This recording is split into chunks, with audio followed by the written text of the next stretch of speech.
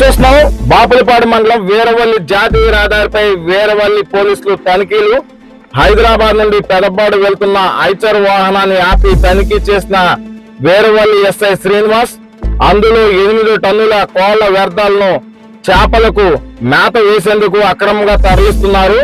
కోళ్ల వ్యర్థాలను ఖననం చేసి వాహనాన్ని సీజ్ చేసిన వీరవల్లి పోలీసులు వాహనాన్ని సీజ్ చేసి వీరవల్లి పోలీస్ స్టేషన్ కు తరలించారు. డ్రైవర్ పై కేసు నమోదు చేసినట్లు వీరవల్లి ఎస్ఐ శ్రీనివాస్ తెలిపారు.